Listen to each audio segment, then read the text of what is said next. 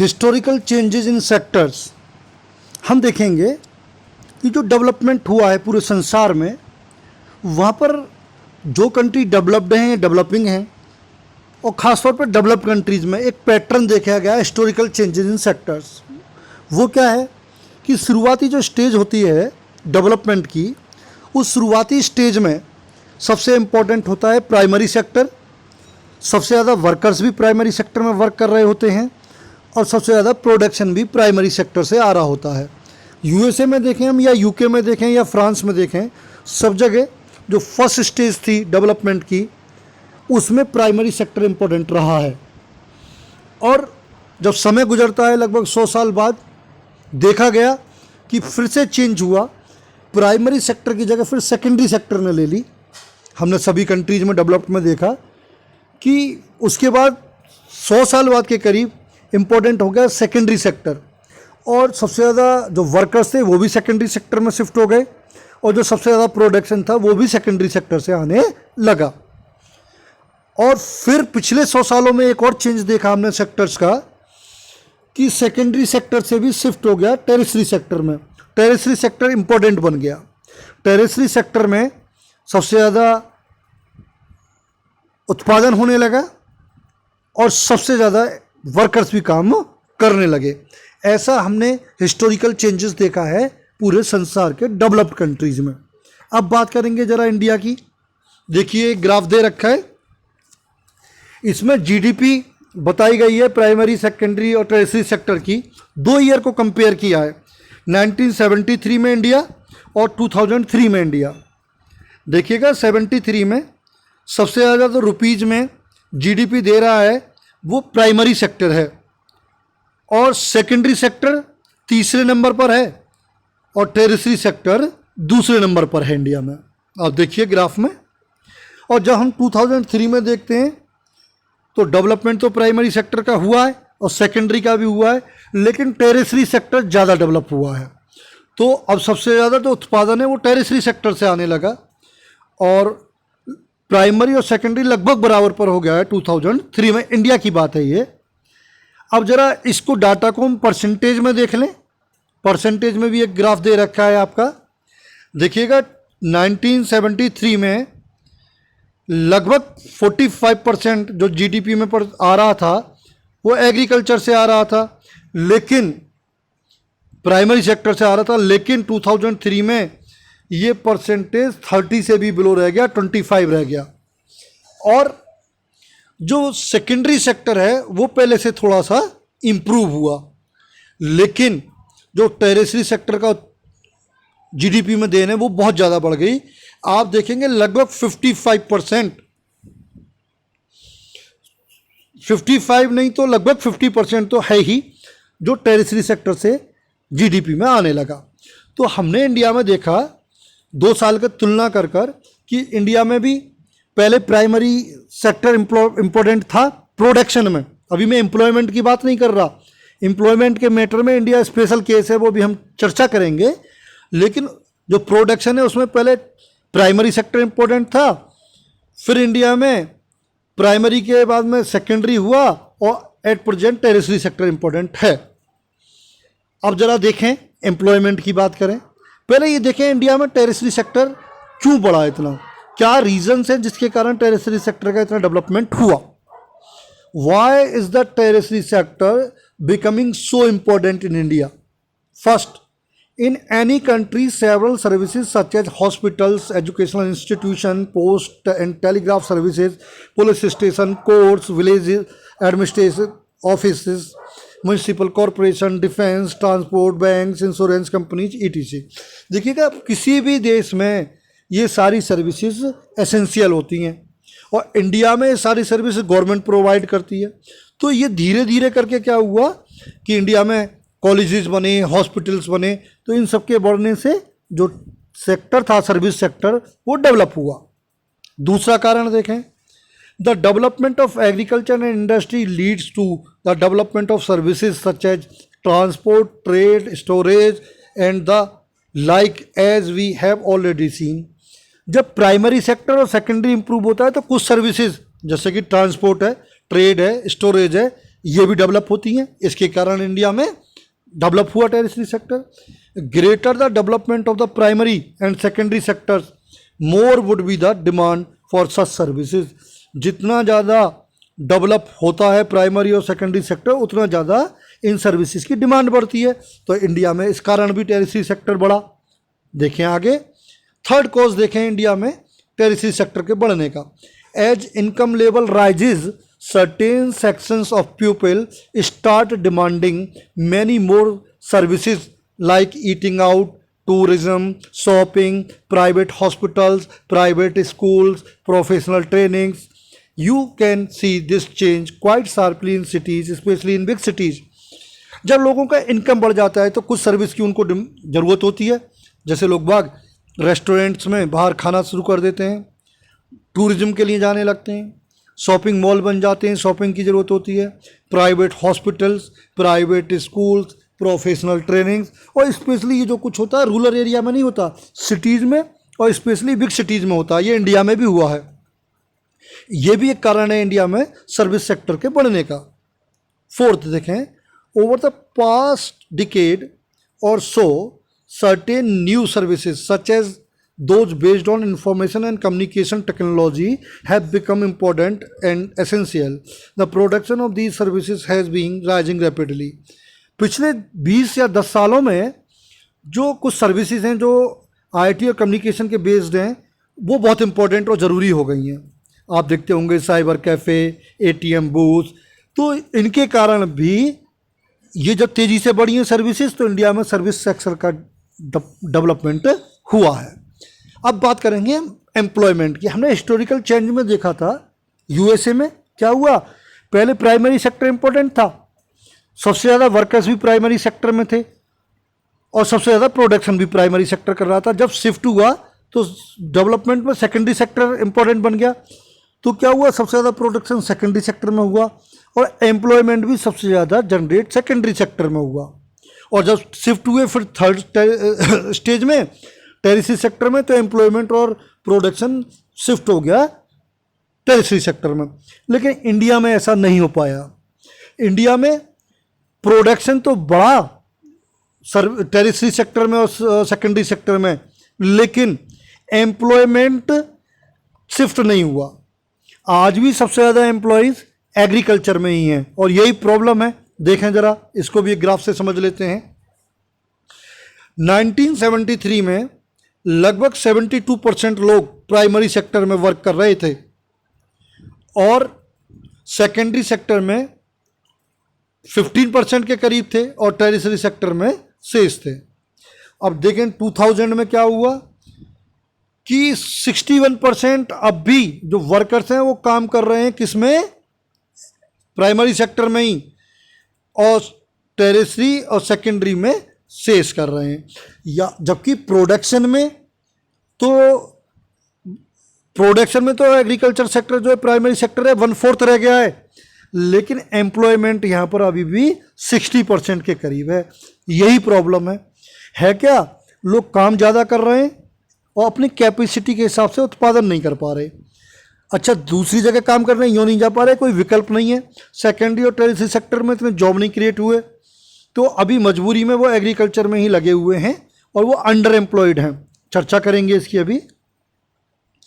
A remarkable fact about India is that while there has been a change in the share of the three sectors in GDP, a similar shift has not taken place in employment. मैंने अभी बताया कि GDP में तो change हो गया, लेकिन employment में अभी भी सबसे ज़्यादा काम कर रहे हैं प्राइमरी सेक्टर में। इंडस्ट्रियल आउटपुट और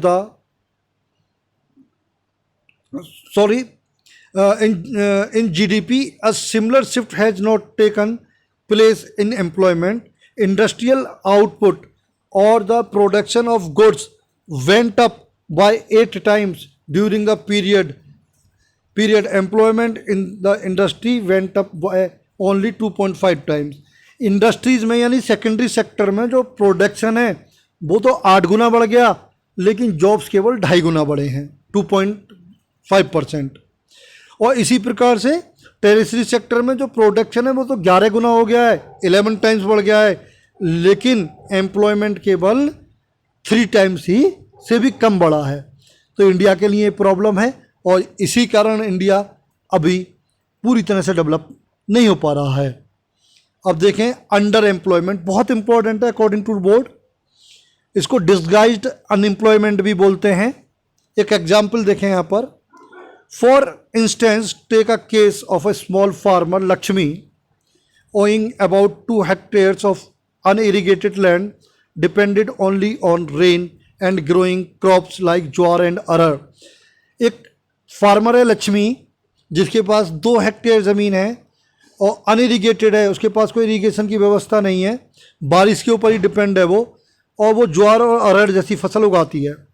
all 5 members of her family work in the plot through out the year. परिवार में 5 लोग हैं, पूरे साल 5 खेत में काम करते हैं। वाई, क्यों करते हैं? They have nowhere else to go for work, क्योंकि उनके पास कहीं और काम करने जाने के लिए कोई विकल्प नहीं है। You will see that everyone is working, none remains idle, but in actual fact their labour efforts get divided. आप देखेंगे हर कोई काम कर रहा है इन 5 में, कोई भी आइडल नहीं बैठा, लेकिन इनका जो वर्क एफर्ट्स है वो डिवाइडेड हो गया है। Each one is doing some work but not one is fully employed. प्रत्येक कुछ काम कर रहा है लेकिन पूरी तरीके से एम्प्लॉयड नहीं है।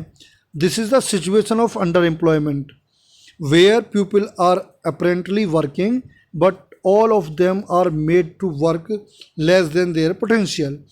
ये अंडर एम्प्लॉयमेंट की सिचुएशन है। यहाँ पर थोड़ा काम कर रहा होता है हर आदमी, लेकिन अपनी पोटेंशियल के अकॉर्डिंग पूरा काम नहीं कर रहा होता।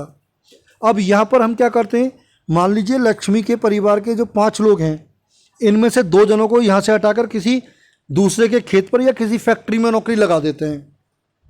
तो क्या है, जितना उत्पादन हो रहा था, मान लीजिए जो ज्वार और अरहर वो मान लो 2-2 कुंटल उगा रहे थे, तो 2 ही 2 कुंटल उगते रहे 2 दिनों के हटने के बाद भी, प्रोडक्शन पर कोई फर्क नहीं पड़ा। तो इसका मतलब ये जो 2 लोग हटाए गए ये अंडर एम्प्लॉयड थे या डिस्गाइज्ड छुपा हुआ बेरोजगार था, क्योंकि लगता तो ऐसा था कि ये काम कर रहे हैं लेकिन वास्तविकता में ये काम नहीं कर रहे थे, इनके काम पूरे पोटेंशियल के अकॉर्डिंग नहीं था। एक और एग्जाम्पल देखिए, आप शहर से देता हूँ। मान लीजिए किसी व्यक्ति की एक दुकान है और परिवार में 4 लोग हैं और चारों लोग शिफ्टों में 2-2 कर 2 लोग सुबह 10 बजे से 5 बजे तक दुकान पर बैठते हैं और बाकी 2 लोग शाम को 5 से 8 तक दुकान पर बैठते हैं, और एक दिन में दुकान पर 4,000 रुपये की कमाई होती है। तो हम देखेंगे, हम एक काम करें, इनमें से 4 लोगों में से 2 लोगों को कहीं और नौकरी पर लगा दें, केवल 2 लोग ही बैठें, एक सुबह 10 से 5, एक शाम को 5 से 8, तो भी 4,000 की इनकम हो रही है। तो इसका मतलब ये जो 2 लोग थे ये एक्स्ट्रा हैं और ये डिस्गाइज्ड अनएम्प्लॉयमेंट है। इसको डिस्गाइज्ड किस लिए बोला गया? वो इसलिए बोला गया, छुपा हुआ है, दिखाई नहीं देता, लोगों को तो लगता है काम कर रहे हैं लेकिन वास्तविकता में वो बेरोजगार होते हैं। This is different from unemployment is that the individual is working but is not working at there full capability. ये बिल्कुल अलग होता है। इस प्रकार का रोजगार जो होता है बेरोजगार से अलग होता है। बेरोजगार में तो क्लियर दिख जाएगा आदमी काम नहीं कर रहा, लेकिन इसमें आदमी काम कर रहा होता है लेकिन अपनी पूरी कैपेबिलिटी, अपनी कैपेसिटी से काम, पोटेंशियल, पूरे पोटेंशियल से काम नहीं कर रहा होता। This kind of under employment is hidden in contrast to someone who does not have a job and is clearly visible as unemployed। ये बिल्कुल उसके विपरीत है। जब किसी के पास काम नहीं है तो क्लियर दिख रहा है वो जॉबलेस है लेकिन ये दिखता नहीं है, इसलिए इसको बोला जाता है hence it is also called disguised unemployment. छुपा हुआ बेरोजगार भी इसको कहते हैं। How to create more employment, कैसे ज़्यादा एम्प्लॉयमेंट क्रिएट किए जा सकते हैं, बहुत इंपॉर्टेंट है ये। देखिएगा, डिफरेंट लोग डिफरेंट तरीके से देना चाहेंगे बेरोजगार, लेकिन आप सपोज कीजिए गवर्नमेंट लक्ष्मी जैसे किसानों के लिए इरिगेशन की व्यवस्था कर दे। जब सिंचाई की व्यवस्था हो जाएगी तो क्या होगा कि अभी वो 2 फसल उगा रही है, फिर 2 फसल और गेहूं की उगाने लगेगी और चावल की, तो उसके जो 2 लोग और कहीं काम करने जाते थे, 5 को उनके खेत में ही काम मिल जाएगा। ठीक, तो ऐसे लक्ष्मी जैसे जन कितने किसान हैं, इन किसानों को लोन फैसिलिटी दी जाए, सस्ते रेट पर लोन दिया जाए ब्याज पर, तो इससे क्या होगा, ज़्यादा से उत्पादन करेंगे। और जो ये लोग मनी लेंडर से पैसा उधार लेते हैं, अपनी कमाई का एक बहुत बड़ा हिस्सा दे देते हैं उनको वो इन्हीं को बचेगा। ट्रांसपोर्ट के क्षेत्र में एम्प्लॉयमेंट हो सकता है। कैसे हो सकता है, ट्रांसपोर्ट लेवल बढ़े, सड़कें बने गाँवों में, तो लक्ष्मी जैसे किसान जब इरिगेशन होगा, लोन मिलने लगा, ज़्यादा उगाएंगे। जब सरप्लस हो जाएगा तो वो बेचने के लिए शहरों में जाएगा, ट्रांसपोर्ट की ज़रूरत पड़ेगी। तो न केवल लक्ष्मी का रोजगार बढ़ा, ट्रांसपोर्टर को भी वर्क मिल गया। स्कूल्स बनवाए जाएं, स्कूल बनवाने में शुरुआत में तो बिल्डिंग बनेंगी, तो मज़दूरों को उसमें रोज़गार मिलेगा, फिर शिक्षकों को रोज़गार मिलेगा, और उसमें सर्वेंट्स होंगे, स्टाफ के और लोग होंगे। और मेडिकल फैसिलिटीज़ रूरल एरिया में अभी बिल्कुल पर्याप्त नहीं है। अगर हमने एस्टिमेट लगाया बहुत ज़्यादा हॉस्पिटल्स की ज़रूरत है, वो बनवाए जाएं तो लाखों की संख्या में रोज़गार लोगों को मिलेगा हॉस्पिटल बिल्डिंग्स बनाने में, फिर डॉक्टर्स को, नर्सिस को और स्टाफ को।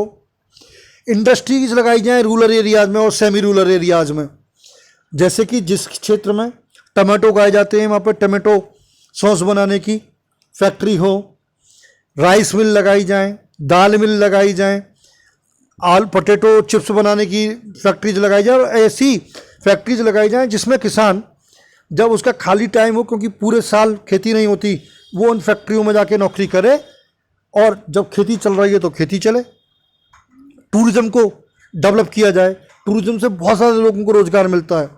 देखिएगा, आप लोग इसे अदरवाइज मत लीजिएगा। हम जो सनातन धर्म के लोग हैं वो माँ वैष्णो देवी को बहुत पूजते हैं, और लोग बाग दर्शन करने के लिए वैष्णो देवी जाते हैं। और जो वैष्णो देवी का क्षेत्र है कटरा और उसके आसपास का एरिया, वहाँ पर जितने भी लोग हैं उनका पेट कौन भर रहा है, माँ वैष्णो देवी, क्योंकि टूरिस्ट वहाँ आ रहे हैं माँ वैष्णो देवी की वजह से, और उन टूरिस्ट से ही वहाँ के सभी लोग अपना पेट भर रहे हैं, अपना व्यवसाय चला रहे हैं। तो इस प्रकार टूरिज़्म से उस क्षेत्र के लोगों को, जहाँ पर लोग आते हैं घूमने के लिए, बहुत रोज़गार मिलता है। मथुरा भी इसका एग्जाम्पल है, आगरा भी इसका एग्जाम्पल है। ऐसे ही टूरिस्ट प्लेस को डेवलप किया जाए। प्रमोशन टू रीजनल क्राफ्ट, जो क्षेत्रीय क्राफ्ट होता है उसको प्रमोशन दे सरकार, उससे उन कारीगरों को रोज़गार मिलेगा और वो अन्य लोगों को रोज़गार देंगे। और इंडियन गवर्नमेंट ने national rural employment guarantee act NREGA 2005 में लॉन्च किया। इसके अकॉर्डिंग पहले कुछ डिस्ट्रिक्ट में स्टार्ट किया गया। ये व्यवस्था की गई कि गांव में जो व्यक्ति बेरोजगार है और काम करना चाहता है उसको 1 साल में 100 दिन का काम दिया जाएगा, और शुरुआत में 100 रुपये रोज की व्यवस्था थी, यानी कि कम से कम 10,000 रुपये दिए जाएंगे। और काम भी गवर्नमेंट न दे सकी तो वैसे ही भत्ता दे दिया जाएगा, बेरोजगारी भत्ता जिसे बोला गया, अनएम्प्लॉयड अलाउंसेस दिया जाएगा। ये व्यवस्था की। ये बाद में मनरेगा हो गया, इसमें महात्मा गांधी नाम और जोड़ दिया गया। देखिए, हमने फ्रांस की रेवोल्यूशन पढ़ी, फ्रांस में राइट टू वर्क कब दिया गया, 1848 में हमने पढ़ा था, और इंडिया में 2005 में, वो भी रूरल एरियाज़ में, वो भी 1 ईयर में केवल 100 दिन का। इतना हम पीछे हैं, लेकिन फिर भी गवर्नमेंट ने प्रयास किया है। ये एम्प्लॉयमेंट क्रिएट करने के एक कुछ तरीके हैं।